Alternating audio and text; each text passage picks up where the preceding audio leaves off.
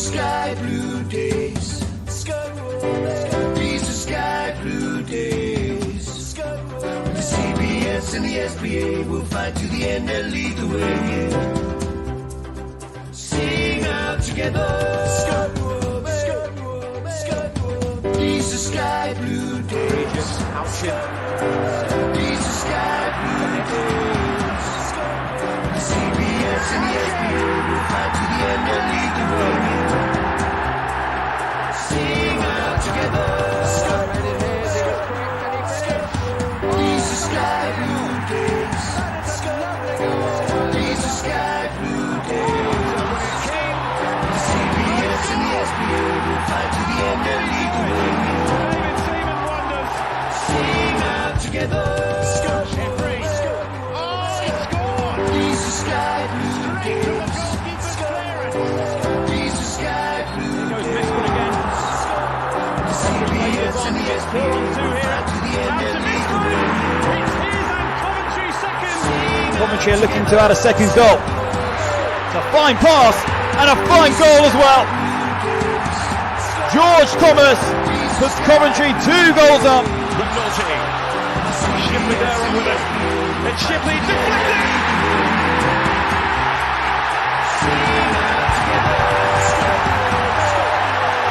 That's turning with the Sky Blue now.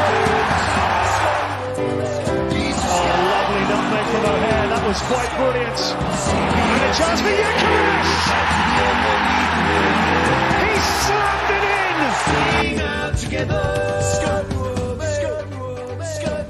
Sky Blue Fans TV, for the fans, by the fans.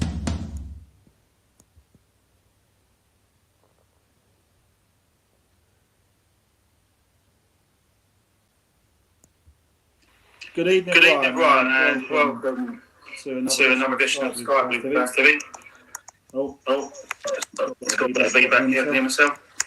Mine's Mark Smith. Tonight we're talking about the fantastic win against Huddersfield Town yesterday, 1-0 win. And I woke up this morning and I was feeling fine, so delighted that we managed to pick up the 3 points. Tonight we've got not one, not two, not three, not four, not five, but there's 6 of us in here tonight, 6 guests. A line-up fit for a king, I would say. So we've got Miles. Evening, Miles, how you doing? Good evening. I'm all good, thank you very much. Yeah, really good. Really good. Reece, how you doing? You alright? Yeah, all good. You alright?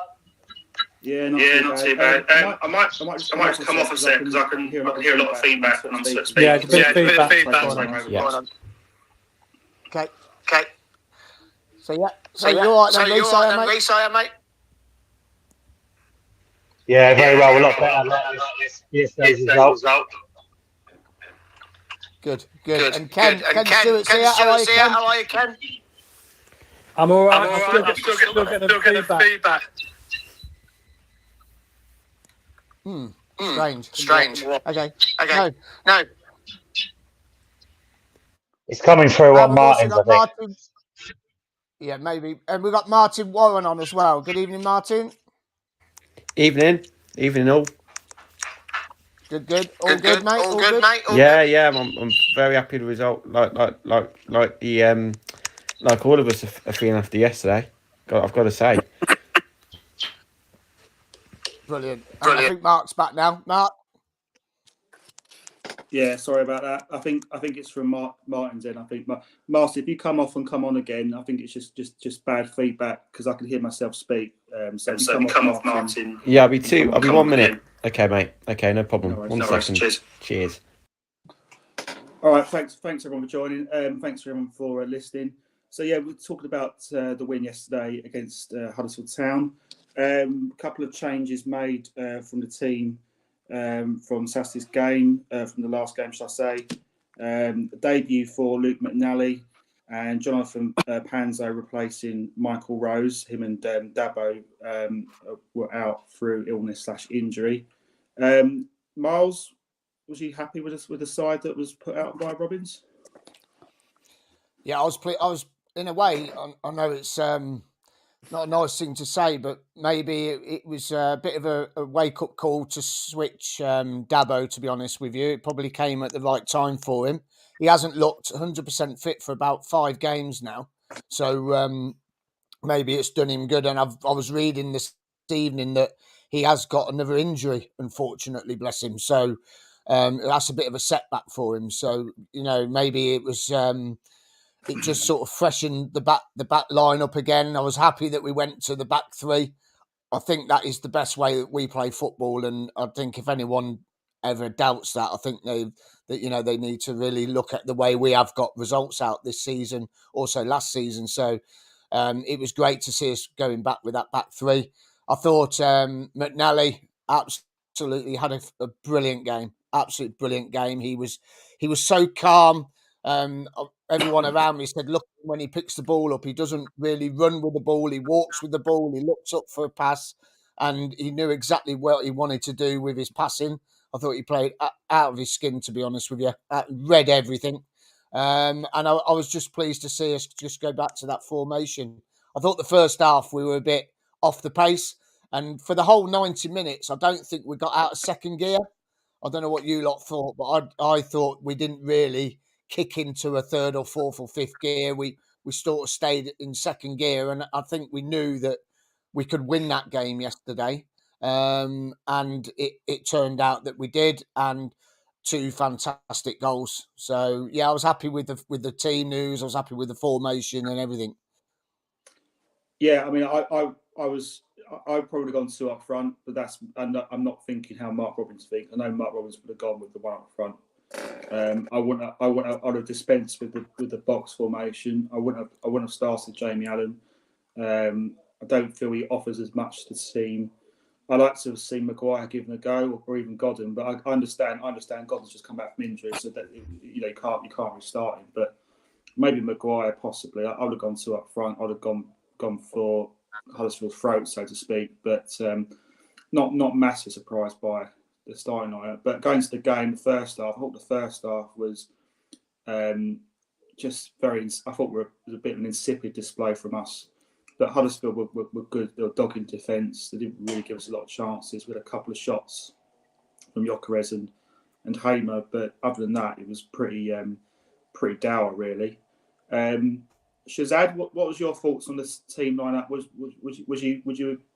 you agree with what Robins had picked with the team? Yeah, I mean, I like the lineup. I agree with what you said. I would have actually got 2 up front, but then again, Robbins managed to get the result of the bag. In terms of the performance, first half was a bit slow and insipid, as you said. But then again, considering the last couple of results we've had, it wasn't overly surprising. Second half was a lot better. I was actually glad to see Gyökeres get 2 assists for a change, because he's been banging in the goals. So it's nice to see others kind of chip in. Palmer's goal, obviously header. He's been on good form lately, and obviously Hamer's. We all know what Hamer's class is. So good result. Could have been more, but then again, I think it's a stepping start in the right direction. Yeah. First half, Reece. Jonathan Panzo picks up a yellow card for quite a late tackle on the halfway line. One of the complaints from Huddersfield was, could he have got maybe a second yellow? I don't for one think it was a straight red that first yellow, but there was an instant later on that first half where it possibly could have been a second yellow. Do you think Panzo was a bit lucky to stay on, or do you think the referee got that one right? I think the first tackle's a booking. I think he's lucky it's early in the game, to be honest. I thought, to be honest, the referee had a really poor game anyway. I think it's his first game in the Championship, from what I heard. I think his performance probably shown that as well. I just think Huddersfield, the first half, were sort of trying to kill the game a bit. They conned the ref a few times with some silly free kicks. But I think it affected Panzo's performance, I thought. He didn't look himself, and he's looked a bit off the pace. I know he got sent off against Wrexham, but I think he come back into the side. I think second half he was a little bit better, but yeah, I think he was all at sea the first sort of 15, 20 minutes. But you've got to look at it on the other side. If that is a defender for the opposing team, would we be shouting for a red card? They might have a shout, but like we've always said, I think throughout the season, decisions go against you and they go for you. And I think you could probably say that was one that went for us. Yeah. Yeah, I think so. It's one of those ones where when it's not going your way, that probably gets a second yellow for that. But I thought Panzo, for me, he was pretty poor. I thought I couldn't believe he was on the EFL Team of the Week. I mean that was probably the biggest laugh of my day today, because he made so many unforced errors. His tackling's good, but his distribution is really poor, and that's not the first time I've seen him play where he's given the ball just needlessly. It's just like start to creep into this game, and I think that's a bit of a concern. But anyway, end of the day, I don't really care. We've won the game. Let's be more positive. In terms of what was your thoughts overall, Ken, on the performance and sort of first half? Yeah, it was. Say first half was a bit iffy, wasn't it? It was a bit scrappy. Didn't really get into the rhythm, did we, in the first half? But second half, we did well and improved a hell of a lot. But going back to Panzo, yeah, I thought he was very, very lucky to stay on the pitch. I think after that second tackle, a lot of referees would have given a second yellow there because they were screaming for it. And I don't know what was the matter with him yesterday. He was all over the place, wasn't he? He had a bit of a shambles sort of game. I mean, it didn't start well with that tackle. It was an awful tackle anyway. So it was always going to be a booking. And so from that moment on, he was under pressure.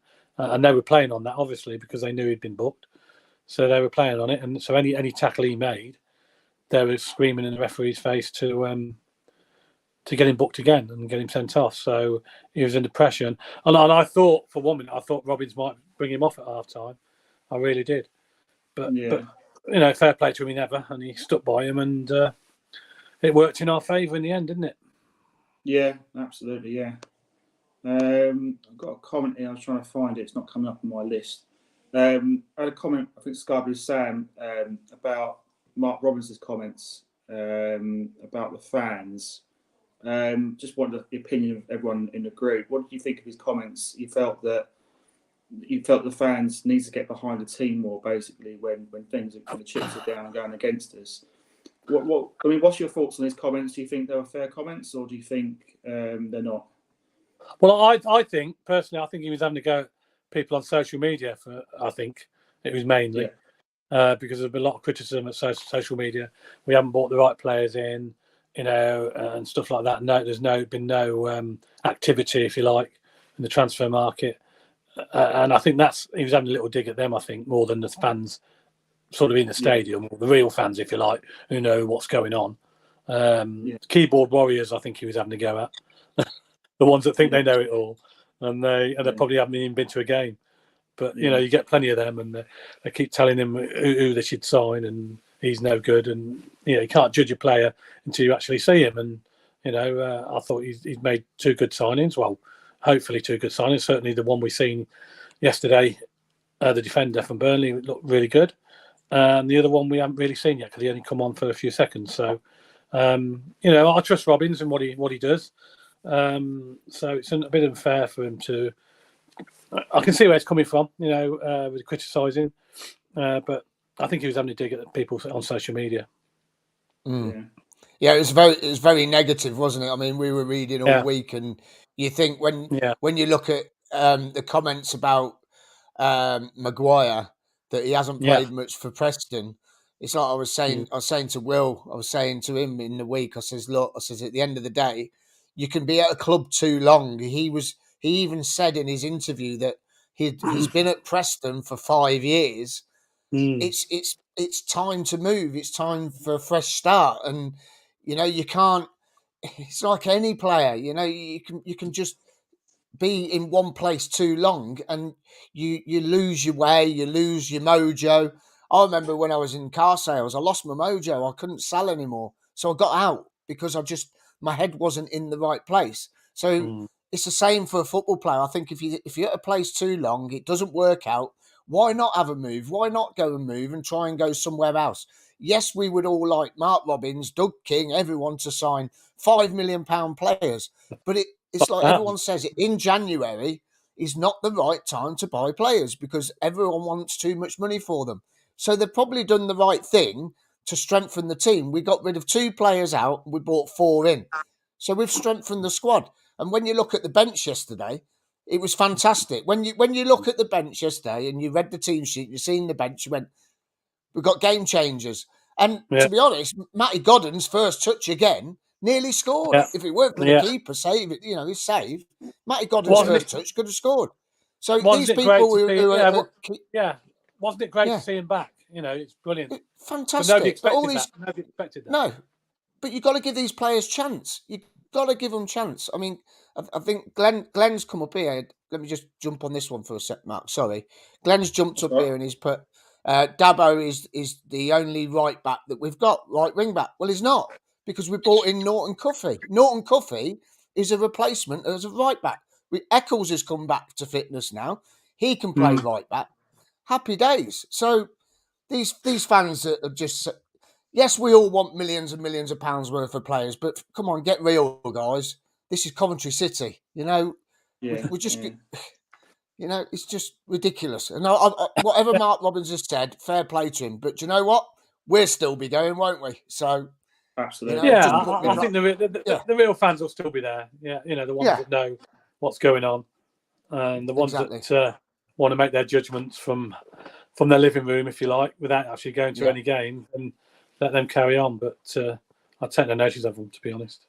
Going to bring Martin back in. Hopefully, apologies for the sound problems we had earlier. Martin, what's your thoughts on Mark Robinson's comments about the fans? Firstly, I apologise for the technical difficulties. I don't know what happened. So can you hear me? Can you all hear me now? Yeah, absolutely. Yeah, you're fine. Oh, brilliant. Personally, I think there's been a bit of trying to think of the word. There's been a lot of conflicted messages in terms of. I think I have. Around where I sit, block 20, there has been some groans, particularly when we misplaced passes and stuff. But at the end of the day, I don't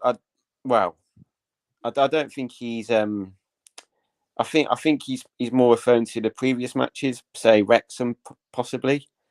I mean, I don't Norwich as well, and Norwich as well. Yeah, maybe he's referring to the previous matches, because that's the only time I can think of where it's negative.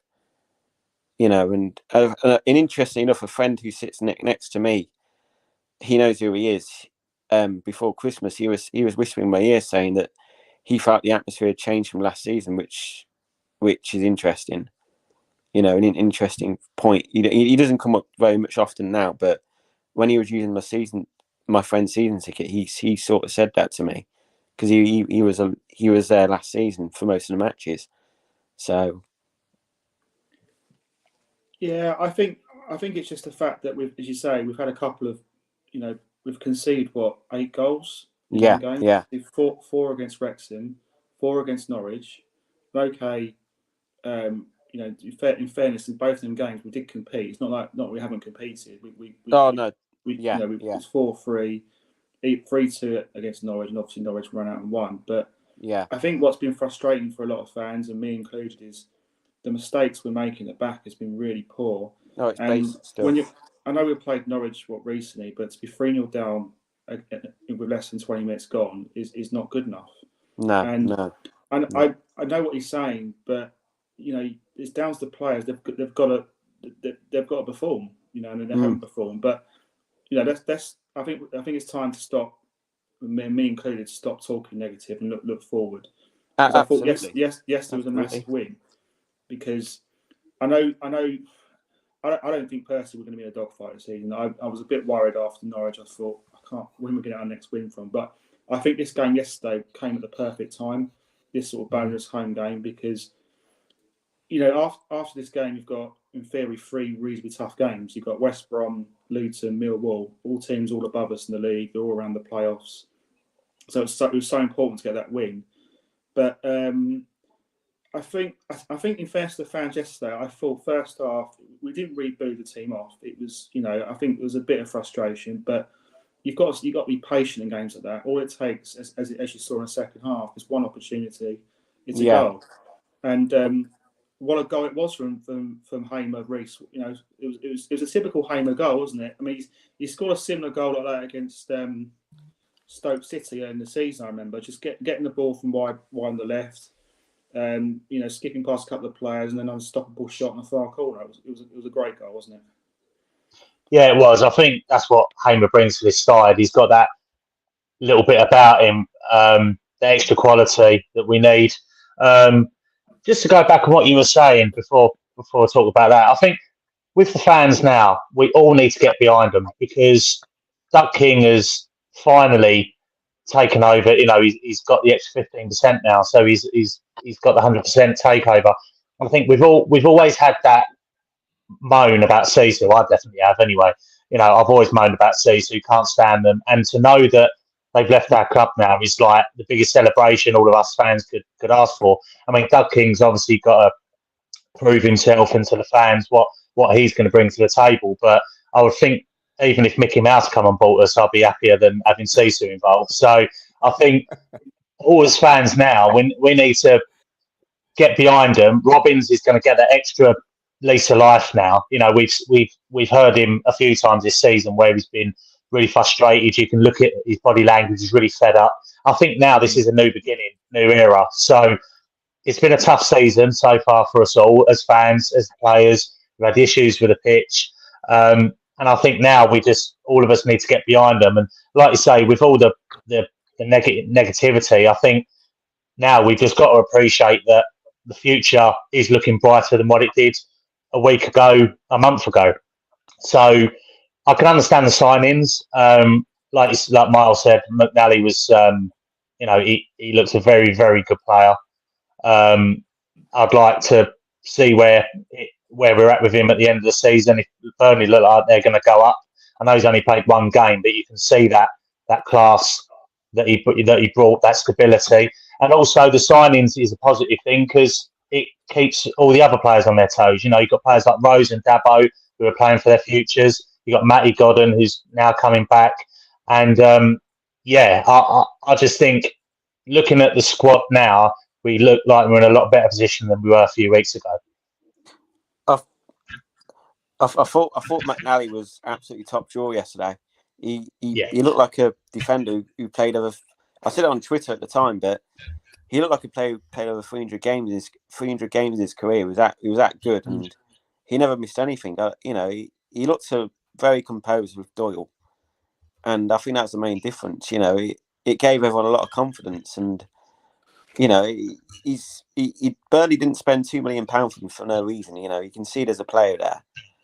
And hopefully now we'll see the long-term benefits of that. You know, it's as simple as that.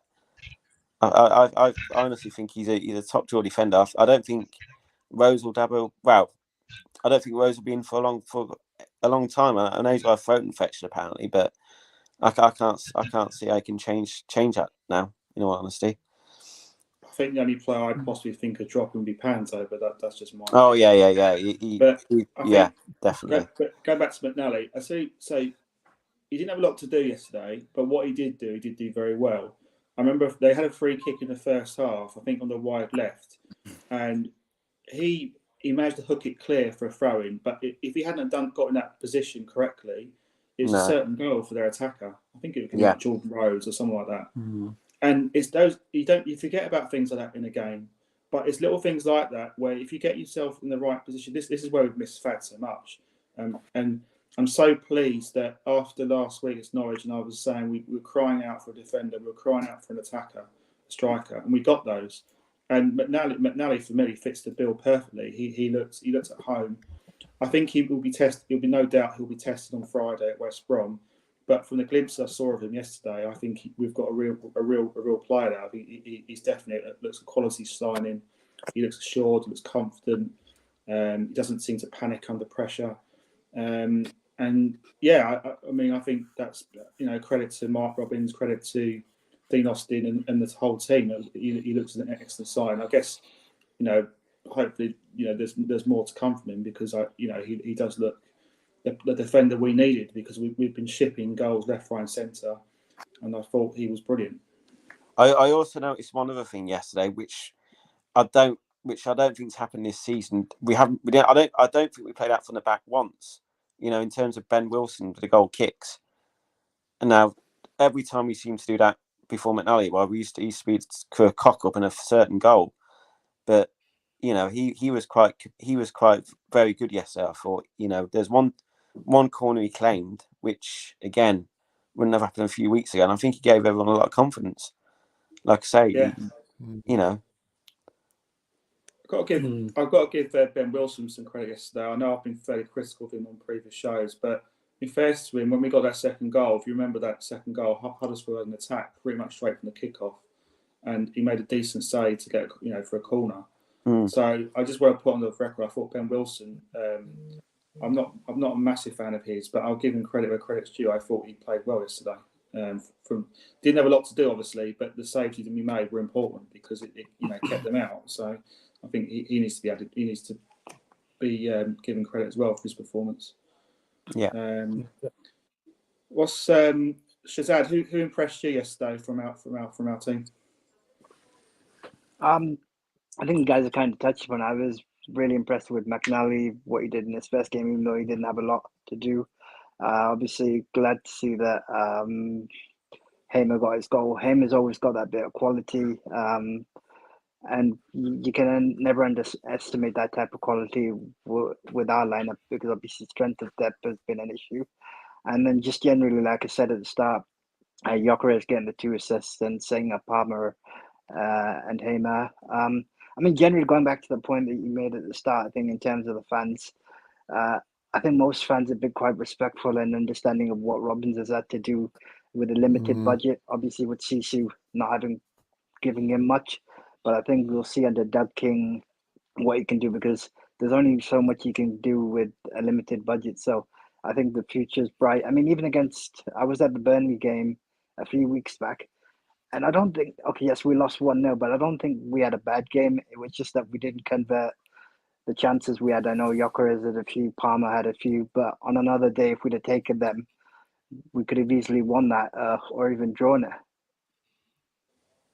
Yeah, I think yeah. I think the thing about our team is that whoever we've got in that team, doesn't matter what budget Mark Robbins has had over the years. I think he quoted yesterday, it's nearly 6 years. In the 6 years that the budget that he's had is worth marvels, absolute marvels. And I'll go back to the signings. For us to sign players in January, it's a dream. I don't care if they're 2 loan players or 1 loan player. One's on his way out at another club or whatever. At the end of the day, we've signed 3 or 4 players this month. We signed 1 player last January. We signed 1 player on permanent in July. The January before, we signed 1 player, which was Victor. January before that, we signed 1 player. We've signed players. What is wrong? We've signed players, and it's strengthened the squad. But yesterday, Gus Hamer's goal, class, absolute class, and the build up to the goal was brilliant. And then Palmer's goal was superb and Vic, as Shaz has just said, brilliant, mate, because you picked up that Victor got 2 assists yesterday. I mean, that's fantastic. I hear people behind me. He don't pass. He set 2 goals up yesterday. What a striker to do that. Is absolutely superb. Brilliant. That cross for the second goal particularly was brilliant.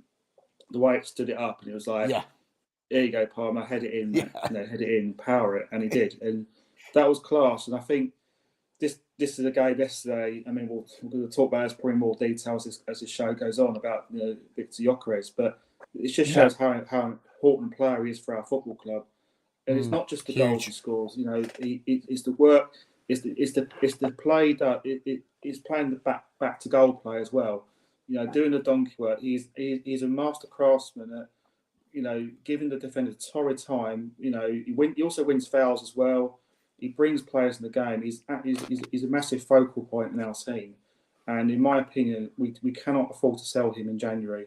You know, Doug King has said publicly that he doesn't want to sell Victor Gyökeres, and I'm hoping that he's good as his word, because he's an integral player for our club. So, huge. You know, what happened? You know, the situation could change in the summer, but I for one don't want to see him go. I hope that the club are strong enough to refute any bids from other clubs, unless it's a stupid offer. But I'm hopeful, because I thought Gyökeres yesterday again was just incredible. It's, you know, all season for me he's been brilliant. I mean, I can't. I'm running out superlative with him. I don't know what your thoughts were on Gyökeres, but yeah, it's brilliant.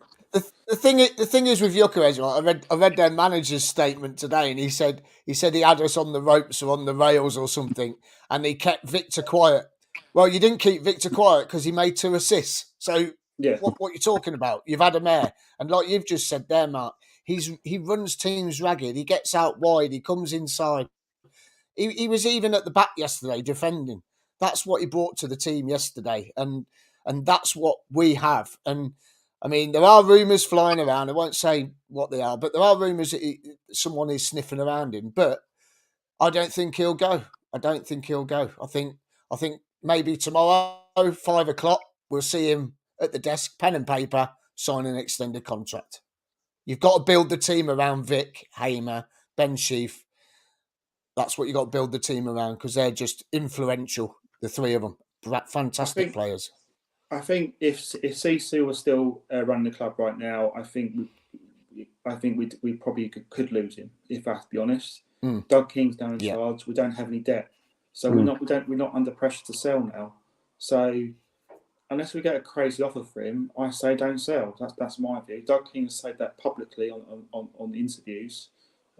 He doesn't want to sell his best players, and it wouldn't be lovely for a change to be a club that shows ambition, a club that wants to compete and become a Premier League club. We shouldn't just be happy with being just a Championship club. And you know, we've been, you know, it's been over 20 years since we've been in the Premier League. Why can't we start thinking, you know what? Okay, this season's probably going to be a write-off. Let's get mid-table. But let's try and build for next season. Why can't we not think big and think, you know what, let's get to the Premier League? Because you've got to have that ambition. Otherwise, what's the point? Yeah, I would agree with you, Mark. So I was just going to jump in there, Mark. So I would actually agree with you. I would even say this season, and I don't know if I'm the only one thinking this, but I even think that this season we can push on. So I know a lot of people were saying that, if we lose to Huddersfield, we'll be in a relegation dogfight. But I mean, if you look at the positives, we won. We're 4 points off the playoffs. That doesn't guarantee playoffs. But what it means is we have to be able to show ambition even within the current season. Now, top sides will always be after our quality players, because that's what they bring. If you look at Sheaf a few years ago, everyone was kind of slating him, but look how he's turned it around. Gyökeres is a proven goal scorer. And even yesterday, although he didn't get goals, he pulled the opposition towards them, which created space for others. So good teams are always going to have teams looking at their players and saying, okay, we want a bit of that. And that's always going to happen. I think Robin's, like we've all talked about, he's worked magic with next to nothing. And imagine what he can do with a bit of stability and adding a few key cogs to the side. Yeah. Got to bring Ken back, so he's been having internet problems, I think. We'll talk about yes. It's been one of those nights tonight. We talk about Victor Gyökeres. I mean, what's your view on him? Is it, if you're Doug King, obviously you said publicly he's not for sale. Are you, would you be tempted to sell him if we got an offer, a really good offer in, say 25, 30 million offer, or are you like me and he's not for sale at all costs? What's your view? Not at the moment. No, I wouldn't sell him. I'd keep him. I mean, that might change in the summer, but at the moment, I think we need him. If we sell him, we haven't really got a ready-made replacement, have we? To be fair, I know Godden's coming back, but he's not fully fit yet. He's only just come back, and he's a bit injury prone. Nobody knows, he could break down again if he gets injured, and we can't afford really to lose Vic at this stage. So no, absolutely not. I'll keep him. I know Doug King said he's not for sale, and I firmly believe he isn't for sale, and I don't think the club will sell him. I think they'll keep him. Now, whether that will change in January, in the summer, it may well do. But at the moment, in the position we're in, we need him simply because we haven't got enough time to buy a replacement in, have we? And nobody wants to let their players go. So why should we? Yeah, no, I agree with that. Martin, you're in the keep Gyökeres camp, or would you be tempted to sell? Absolutely, 100%.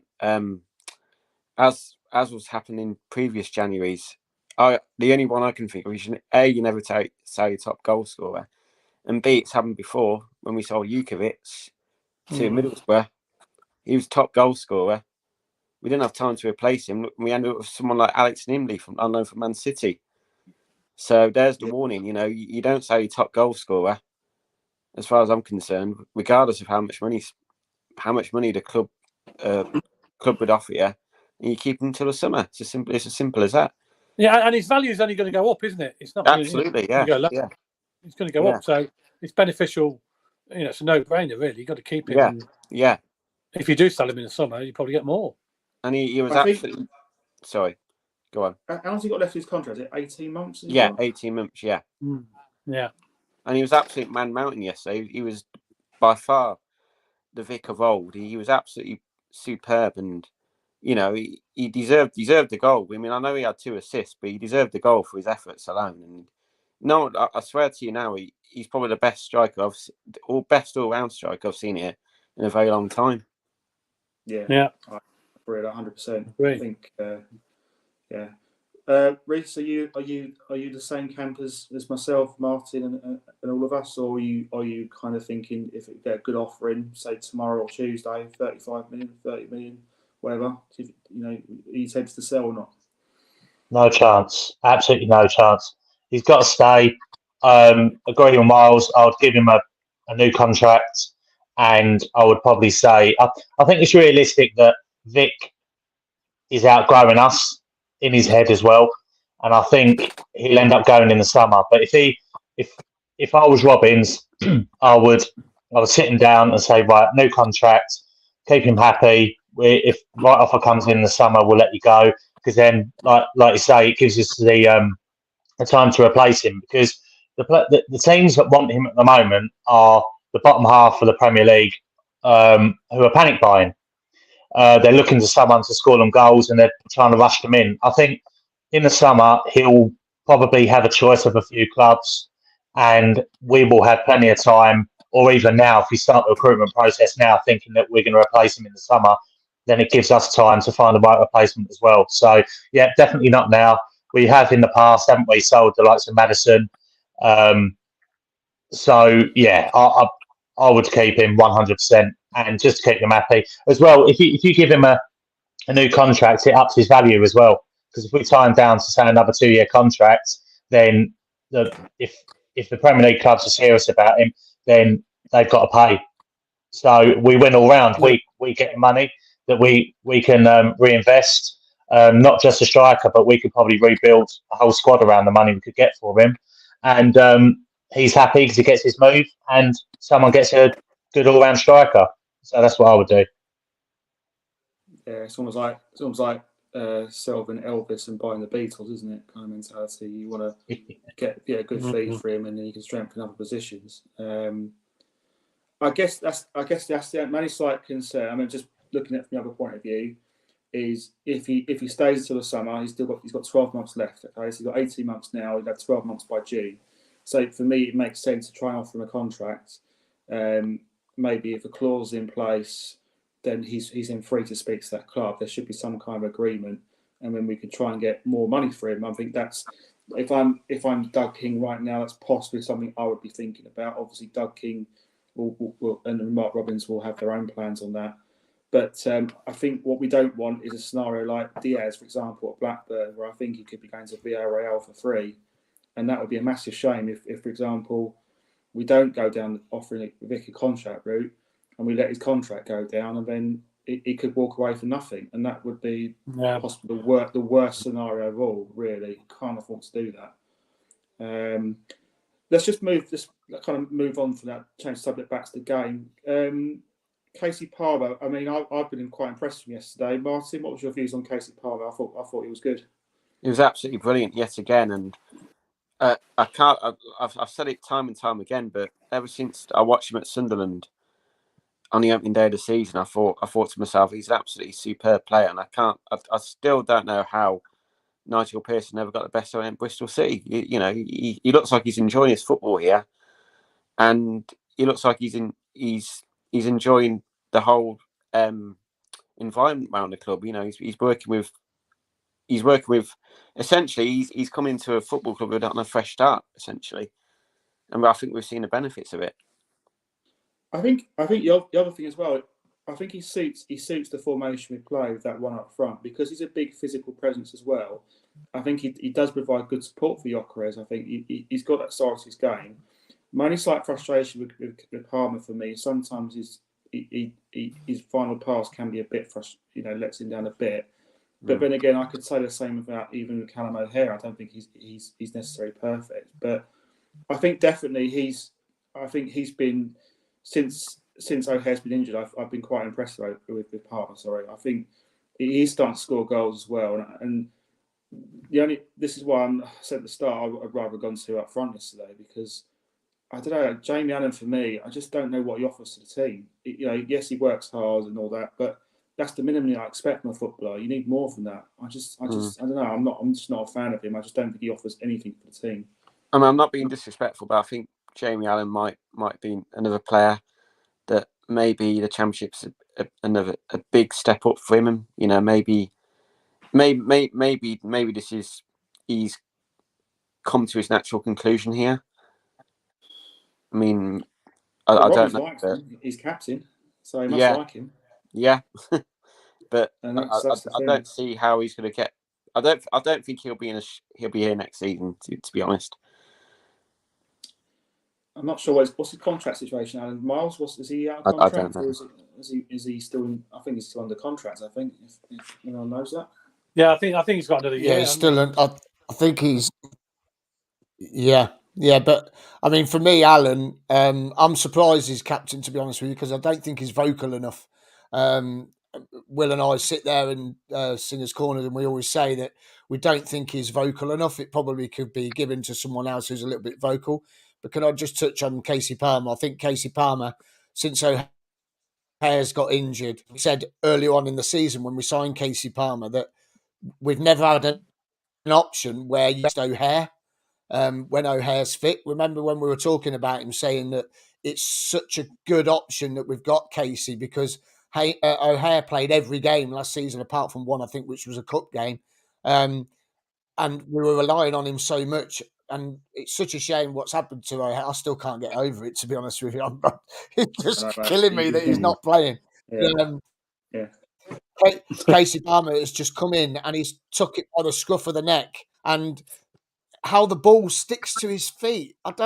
He must have super glue or double-sided tape on his boots because when he goes to go round players or players stick a boot in, the ball sticks to his boots and he now gets away from the players. He's just turned into a completely different player.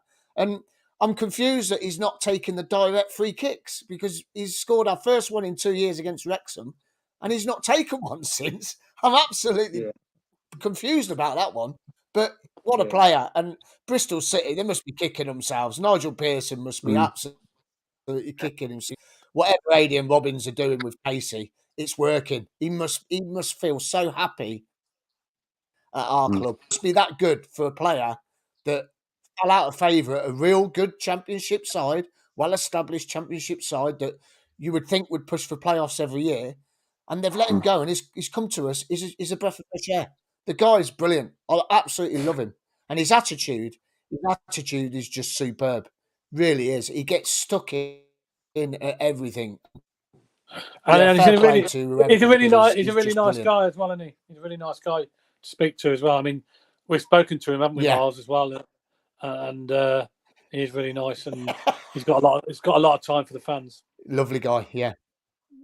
I think he's just at a club where he's just really enjoying his football. I remember when. Yeah. Sorry, Miles.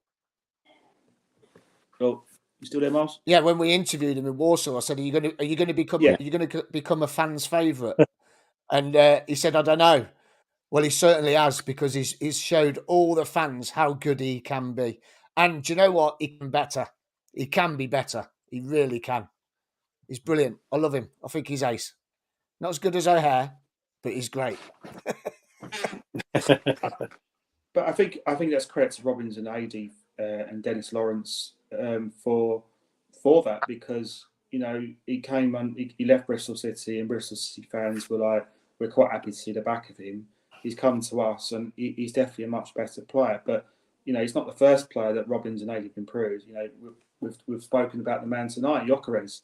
We signed him from Brighton, obviously on loan at Swansea, and people thought, who the hell we bought here? What's this all about?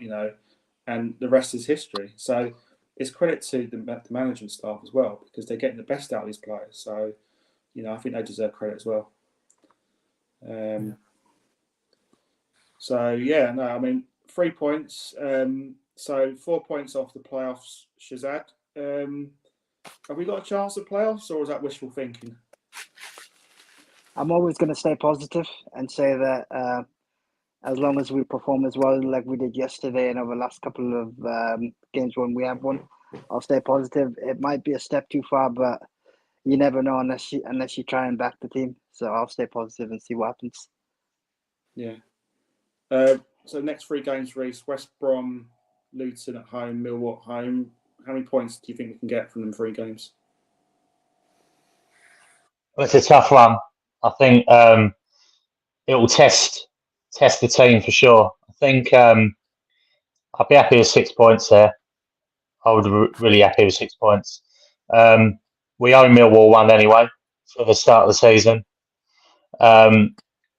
Luton are a funny side. They're hit and miss by the looks of it. They're quite inconsistent, but they can get great results. And then there's other games that they just lose silly games. So I think we've got a chance. I think West Brom away, they obviously lost in the cup yesterday.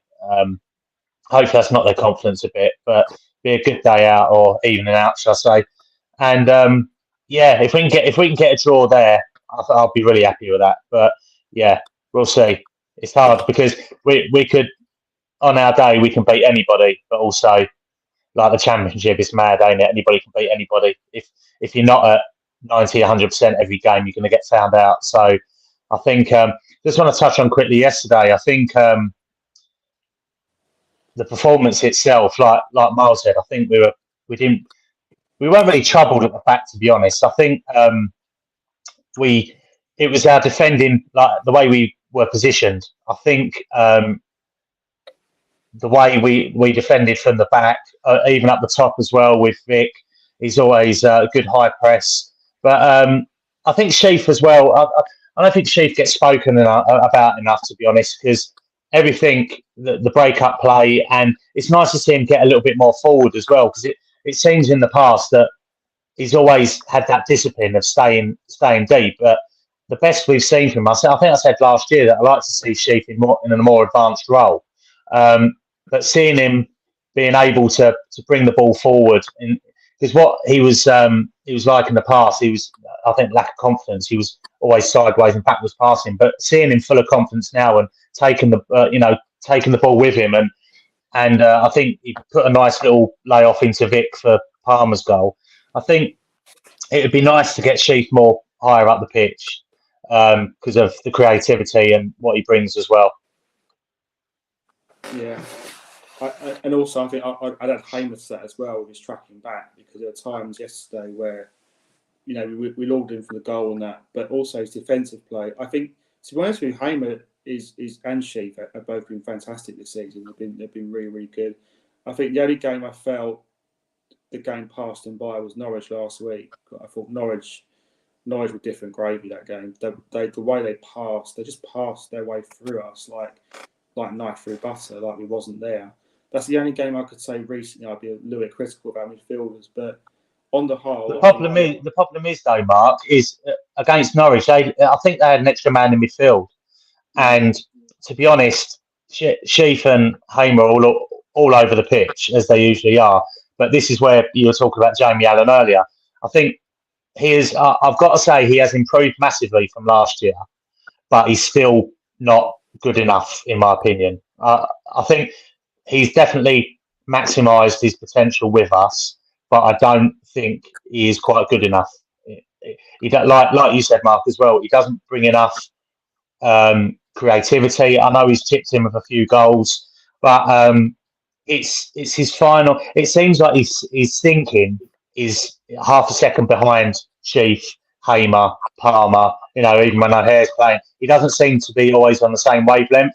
It's a pass where you can see, Hamer's put a pass into him, and he's not in the right position. He hasn't thought about the pass that potentially could come to him. It's how Chief, Hamer, and Palmer all link up together, and Alan doesn't quite be on the same wavelength. I'm not sure what everyone else thinks on that, but that's just what I see, in my opinion. Yeah, that's why I've gone 2 up front, because I don't see what Alan offers to the team. I mean, that's just my view. Yes, okay, he's probably scored more goals from last season, but in frankness, that's not really hard, is it? Because he hardly scored last season. I think he scored 3 league goals a season. But for a supposed box number 10, that's still not good enough in my eyes. We need more from him. But you touched a good point then, Reece. I don't think positional wise is always there. I don't think it always reads the play that well. But it gives 100%, as we keep saying time and time again. But I don't care. That's the minimum I expect from a footballer. If you give a dog a tennis ball and keep throwing it, it's going to keep running, isn't it? It's the same principle. Mark, question for you. But, go on. Question for you, Mark. You keep mentioning about 2 up front. Our team, we play better with 1 up front. Why would you go 2 up front? Because I think the first thing is you have more bodies in the box. There's always an opportunity to get a goal. You look at the number of times when we attack, how many players you see in the box? Hardly any. Okay, fairness, we've got 1 goal yesterday from Casey Palmer, but a lot of occasions I see us play and we always cross the ball and there's no one there. So surely have another person up front to give you the best possible chance of scoring. I don't see what Alan offers the team that a strike. I don't see what he does better than, say, a second striker. That's my view. Yeah, but Casey Palmer sits behind Victor, right? But when we played 2 up front, we played 2 up front against Wrexham. We got beat. We played 2 up front against Northampton. We got beat. It's the quality. So what makes it better to play 2 up front? Well, it's the personnel. That's the difference. You look at the Wrexham game. We had Martin Waghorn up front. I'm sorry, you might as well go 1 up front, because Martin Waghorn, for me, it doesn't offer anything to the team. That's why he's been moved on. So now we've got Gosden back. Now we've got yeah, I was going to say, didn't we? We sort of went 2 up front. Yeah, we went 2 up front yesterday, didn't we? For a while, when Godden came on, it looked a bit more. Yeah, but that's near the end of the game. I'm talking about for the majority of the game. I think you're fine. When Godden's fit and playing at home, if you look back at all the games, he usually does go 2 up front, doesn't he? At home, it was normally away he played 1 up front. But when Godden and Big Vic were fit, he did normally play them, didn't he, in a partnership? If I remember. Yeah, I mean, as I say, I'd only go 1 up front if I felt that that's my best chance of winning the game. The Wrexham games you alluded to, we start with Waghorn up front. And that now we've got our better players coming. We've got Maguire, who I think has got something to prove, and he said that himself in the interview. I think we should. That's something we should be looking at for the games ahead. That's my view. Yeah, I think the question. I think the problem is, though, we were talking a few months ago about Godden and Vic not working as a partnership, and as much as Godden will test Vic and push him for that place, when both of them were playing, they weren't the same 2 players that were playing with each other last season. There were games last season they looked good together, but it's unfortunate because Godden's a natural goal scorer, but Vic has proven to be our number 1 striker. There was a time where they were level pegging, but I think what you'll find, Mark, is if we had a Maguire, for example, who is coming here, there's been a lot of negativity about us signing him. I'm not sure why. We've already touched on that, but I think if we can get the best out of Maguire, like the coaching staff had with Palmer, I think if you have them 2 in there, and obviously we've got O'Hare to come back next season, I think playing 2 false 10s or false 9s, whatever you want to call them, running, if it goes wide like he likes to do, if we've got the likes of Palmer and Maguire hitting the box, I think that's where that answers your argument. I think that is something that we can do. But playing with Godden and Vic, I think we've seen this year that they don't work as a pair. And it's unfortunate, really. But I understand what you're saying, Mark. With two up front, you want to see more in the box. But the problem we have is Jamie Allen. If we had a Maguire in there, who I'm saying Maguire because I've got high hopes for him. If he can support Palmer in that role and we essentially play with 2 10s, I think that'll answer your argument and just have one up top. That's just my opinion anyway, but I thought I'd throw it in there. Yeah. You're probably right, to be fair. But, I think we do function quite well with 2 at times, but it all depends on the opposition, doesn't it? Of course, as well, and what sort of system they're playing. And I think Robbins is quite good at changing his team round to play on whoever we're playing. Tactically wise. So, we'll see. What's your view, Martin, on all this? You've been very, very patiently listening to us. Yeah. I think there's a really good wide range of views and comments regarding the 2 up front. I'm sorry, but I'd rather see the current system being played. I know that might sound a bit left field, but I just think it benefits us. I'm not really keen on. I don't know. I'm not really keen on 2 up front, to tell you the truth. With regards to Maguire, I think he needs a bit more. He needs a bit more football because clearly he hasn't played he hasn't played. I don't think he's played this season, so he needs a bit more game time. For example, I think you might see him in the 23s game maybe for match fitness. That might be an idea. Yeah. See how he goes. It's up to the coaches, I suppose, but give them 60 minutes in the 20. I think they have a game this week against Hull, so that might be an area then where you might see how he does. I don't know. I'm just throwing it out there. No, that's fine. That's all good. The thing is about the 2 up front. Let me just put on that again. Is that when we were 2 up front, Vic don't score. Vic don't score when we're 2 up front. He can't play a 2 up front. Vic likes to be on his own, drifting wide with a number 10 behind him to run in front of him or to play the ball off to him or for the number 10 to hold it up for him. Vic scores more goals being 1 up front, and he does. He reminds me of Cyril Regis. Cyril Regis used to love it. He used to love coming in from the wide angles, used to love coming into the box. He was great in the air. He was great on the floor. He had the ball at his feet all the time. He was a fantastic player. And he reminds me of him. And in a way, he reminds me a little bit of, this will make you all laugh. I love this one. Dele Adebola. Dele Adebola used to love it, defenders. He used to love it. He was so strong. I remember the goals. There was a goal he scored at Blackburn. He sort of nearly, and even at the CBS, he was phenomenal. The guy was phenomenal at running at defenders. And that's what Vic's like. And when you think about 2 up front, Vic's goals dry up. Vic's better up front on his own. He really is. And the formation we play, everyone can say it differently week in, week out. The formation we play with the wing backs and 3 at the back is the best formation we've been playing. It's the best football we've played for 6 years. Well, 20 years. It's the best football I've seen us play for 20, 21 years, playing the way we play. Mark Robbins has got this team to play some amazing football, and you can't knock it. We got out of League 2, League 1, and we stayed in the Championship with playing 1 striker up front. I know a lot of people don't like it. I know there's loads of people out there that don't like it, but it works for Coventry City. For some reason, the players we've got, it works, and it's fantastic. I know what you mean, Mark. We all love to change the formation, and we need a plan B. We do need a plan B, but plan A works. It really does. It definitely works. Funny you say that about Adebola, because he was there yesterday. He was up in the lounges. Oh, was he? Yeah. Funny you say that. I mean, he was good. Yeah, he was good laugh actually. They were interviewing him. Bloke. Yeah, brilliant.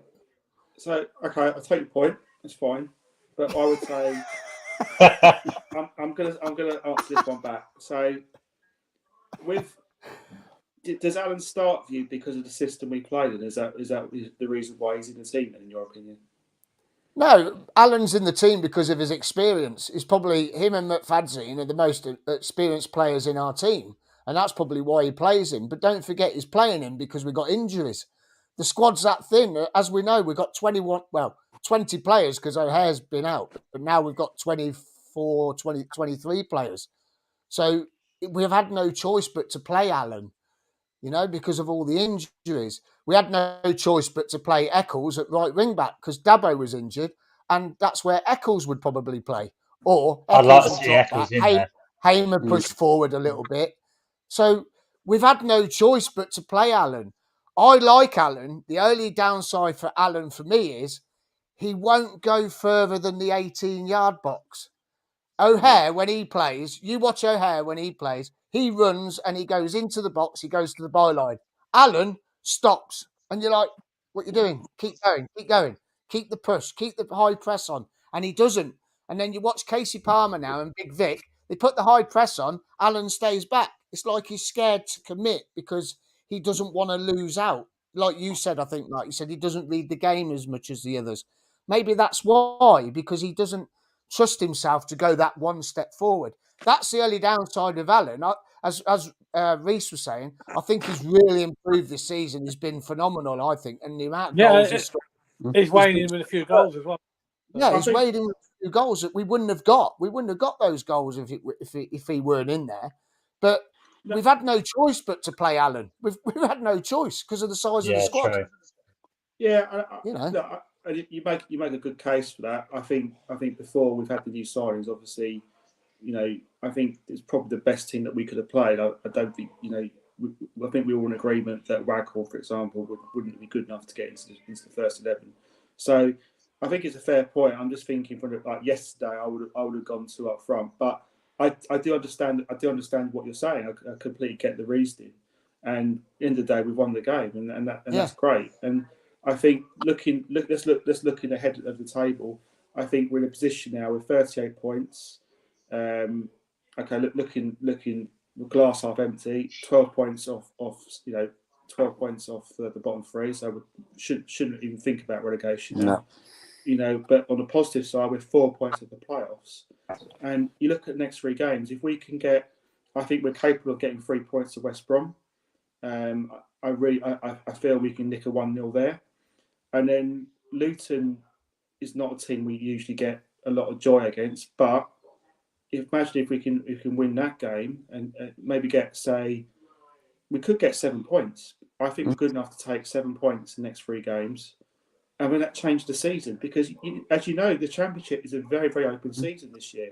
Everyone's beating each other, and I've got to say I'm encouraged by the work that's been done off the field by Robbins and the chairman, and I think there's a lot to be positive about. And as you said earlier, Miles, we've had no O'Hare now the rest of the season, but you've got to give the players credit. We keep going, and I think we're definitely. I feel more positive about Friday.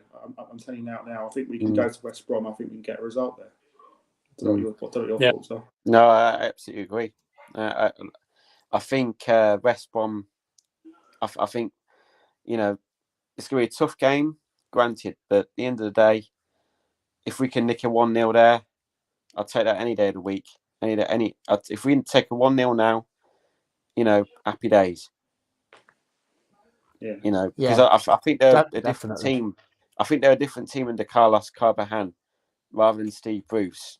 Yeah, they were shocking to Steve Bruce, and it's no surprise to see where they are now on the table. They got a good squad, a good set of players there for our division. Yeah. And Luton and Millwall, I'd say Luton's always a tough test. Even in that League 2 match, I think we're winning 2-1 for most of the game, and James Collins comes up with a bloody good header, 2-2. It could have gone either way that match. I thought they were very good opponents. And Millwall, all I'll say is away form is shocking compared to their home form. So I think there's a 3 points there. I agree. I think 7 points could be the potential. Hopefully, fingers crossed. But I'm not going to take anything for granted. No. I'll be greedy and say 9. Don't care. But listen, I've got to shoot now, guys. So enjoy the rest of the show. Can I just quickly say though before I go, I don't know if anyone knows Ricky CCFC Hill on Facebook. He phones into BBC CWR most weeks. He's very passionate about the Sky Blues. If you do know him, he's been on Facebook today, and it's very sad news. His wife passed away yesterday.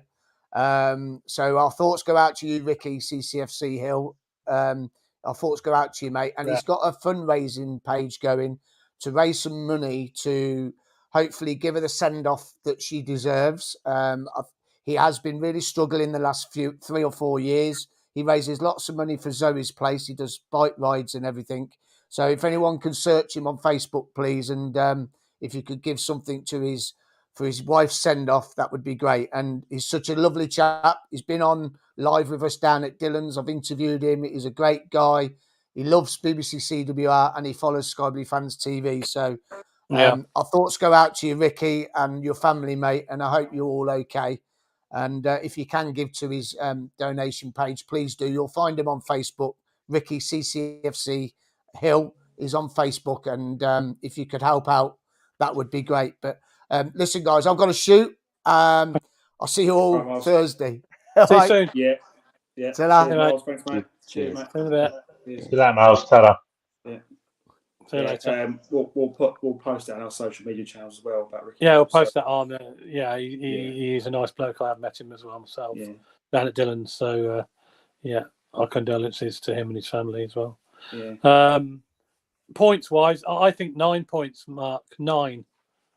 I think we'll beat West Brom. I do. I really think we'll beat West Brom on Friday. I think we owe Luton and Millwall something, don't we? We need to beat them because we've had so many slip-ups against them in the past. Certainly Millwall, and Luton. We know the games we've had against Luton where we've dropped points. So I think if we get a winner on Friday, which I think we will, that'll set us up nicely for the next 2 games. So I'm looking to get 9 points. Oh, Sorry. No, I want 9 points as well, but I don't think we'll get 9 points. I think I'll be delighted with 7 points. And then everything changes. The season changes, then, doesn't it? Yeah, well, I think last week I was saying we're in a relegation dogfight, and this week I'm saying we're in the playoffs. No. That's the craziness of the championship. Or the craziness of me as a person. I don't know, probably a bit of both. But yeah, I think why not? I think we've got to go for it, as the old song goes. Go for it, City. It's all to play for, isn't it? Let's all enjoy the ride. Yeah, absolutely. Yeah. Especially with the players coming back, it's all looking good. Players coming back. Maybe a couple more, or at least another one player coming in, I believe, before the transfer window. Slimani from Norwich. There's all sorts of rumours. Yeah, I've heard. Slimani from Norwich, allegedly. I don't think the Jamie Patterson one's over yet. That could be a last-minute thing. That's something to do with the fee. I think they don't want to pay, but wouldn't be surprised if that went through in the last minute. But yeah, I expect at least another one player through the door. Yeah. Just one other topic of conversation to talk about was obviously the Doug King ownership now 100% with the club. What's your thoughts about? I'm putting my hands up like that. I'm really happy. How do you think the future could hold? Do you think possibly you might enter discussions with Ashley about the ground, about a possible stake in the ground? I mean, obviously it's how long's a piece of string type of answer to the question, I guess. But there's opens up a lot of possibilities, isn't there? Really, with the future of the ground and everything. It's interesting, isn't it? With 15%, I mean, you just think to yourself, why didn't he buy it all to start with, and why was that 15% left? It makes you think. And then other people are saying, well, if Ashley wants to buy it, which he may do, we don't know. He hasn't come out and said anything, has he? He'll want to buy the whole lot, won't he? Which is now, he wants to buy the whole lot off one person, which is now the case. Whereas before, he couldn't buy the whole lot because he still had that 15% belonging to Sisu. So that might be a theory further down the line. It'd be in a better position to sell the club or buy the club, whatever way it's going to go. Whether Ashley's going to buy it or whether, I think that personally, I think that's what will happen eventually. I think Ashley will buy the club at some stage. I really do. I don't know when that's going to be. It might be a year, it might be further on down the line, but I think somehow, I don't know. I just think he's bought that ground for a reason as well, and I think he wants involved in a football club as well. And I think to buy that, I think he wants to buy it fully and has total control. Yeah, Martin, are you in agreement? I see you nodding your head. You agree with what Ken says? Absolutely. I honestly think that in the short term, some kind of deal's got to be sorted out ASAP. You know, a long-term deal, maybe, I don't know, 2 to 3 years, perhaps, or 4 years. And then I think what will happen then is, like Ken said, I think Mike Ashley will make an attempt to buy the whole club. You know, I just get the impression that Doug King's not going to hang around a la Sisu, 15 years. And I think he'll want to, he'll know. I think there's a plan in place, essentially, and I think there's not going to be any more of the crap we've added over the past 10 years or so, which is going to be a hell of a relief because you just want to concentrate on the football. You don't want to read stuff in the papers and what's going on and this and that. It just deflects it, and it just makes the club like a Mickey Mouse outfit. Yeah. But that's what I think will happen. I think Doug King will own the club for about 2 to 3 years, and then you'll see him step aside and see Mike Ashley come in. Honestly, would you go on that, Reece? Yeah, I think the key issue at the moment is stability. I think Doug King's going to bring stability because the fans deserve more. We all deserve more. Robbins and his team deserve more. Prediction I'm going to make though is within the next 2 or 3 seasons we get promoted, and then that's when Mike Ashley will come in.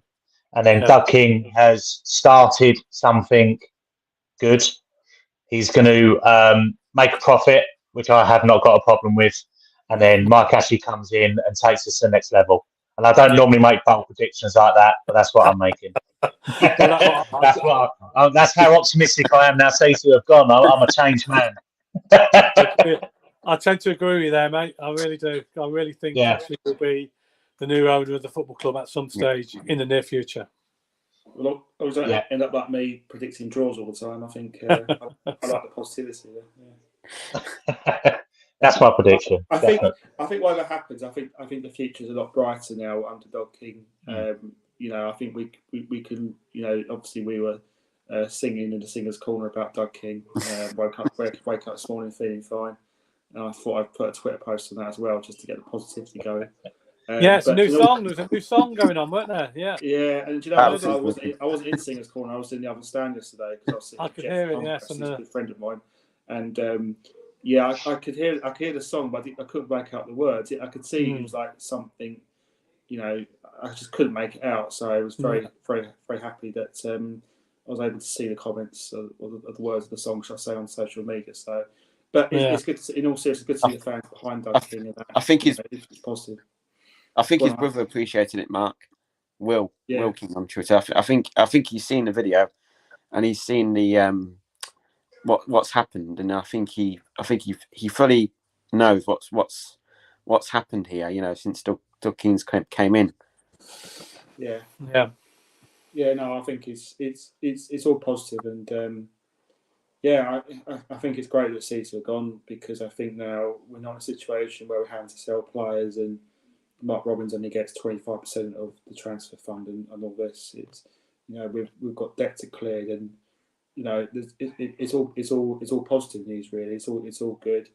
I like the fact that Doug quashed any talk of a new ground in University of Warwick site because the future is really the CPS arena. That's where our future is.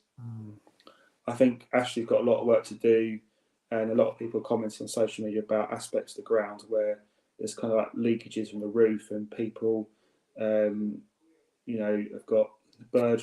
I won't say the swear word, but bird rubbish on the seats and things like that. There's work to be done on the stadium. I think,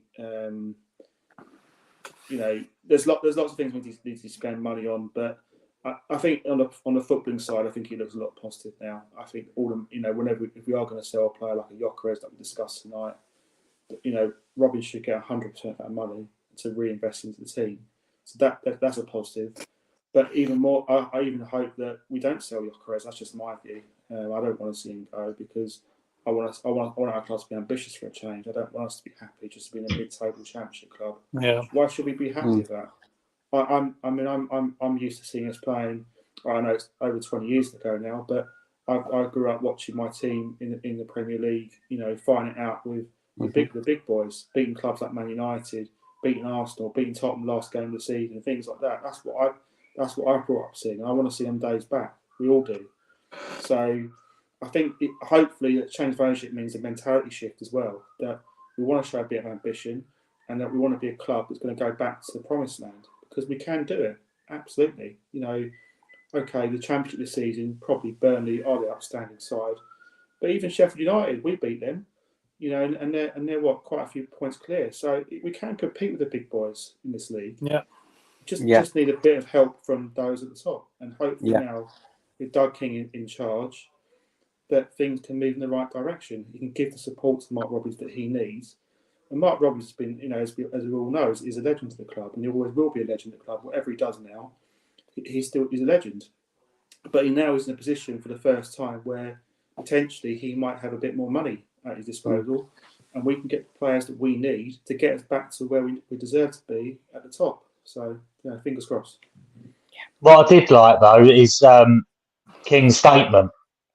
When he put in there, it was a little sly dig, I'm not sure, but I read into it about that any loans that the club will have, there will be zero interest. And I think that's huge. I think, let's hope that he sticks to his word. I don't think you make bold statements like that, as well as not selling Vic in January without meaning it. Because I'm sure he knows that if he did sell Vic and, if he changed his mind on the interest, it will backfire on him. But for him to come out and it was a very short statement, but I think the short statement spoke 1,000 words, in my opinion. It was great to read, and fingers crossed. I think this is a great new start, new era for us all, and long may it continue. It definitely felt like a fresh start inside the stadium yesterday. I have to admit, I said to someone who I sat next to every home game, I said it just feels like the weight's been lifted off our shoulders, so to speak. Sisu, the less said about them, the better. And all I'll say is that if any football club wants Tim Fisher anywhere near their football club, think on. I see he's been linked with Charlton. He was at Charlton, weren't he? Yeah. Deary me. But it just feels like an absolute fresh start now. Yeah, the season starts definitely, from yesterday. Definitely. New season. Let's start again. Yeah, definitely. Well, let's finish the pod, but I think let's finish on a positive note. So I think I want to thank my guests tonight. I know Shazad and Miles had to drop off, so thank you for coming on tonight. Reece, Martin, on your debut, you've been brilliant. Thank you for your time tonight. Ken, as always, thank you for your time. So shows for the week, we've got a show on Thursday. We've got West Brom fan Mike from All Things Albion. He'll be joining us on Thursday night, 7:30. Miles will be again our roving reporter on Friday night. I can't remember what time it's starting, but he'll be there about an hour or so, I guess, before the start of the week. Yeah, 45 minutes before I'll be there as well with him. So stay tuned for that on all our social media channels and YouTube. And of course, we've got our usual show this time next Sunday, 7:30. So be there for that. Thank you everyone for your comments tonight, and thanks for listening. Play up Sky Blues, and speak to you soon. Have a good evening. Cheers, guys. Thank you. Take care. Thank you. Good night. Play up Sky Blues.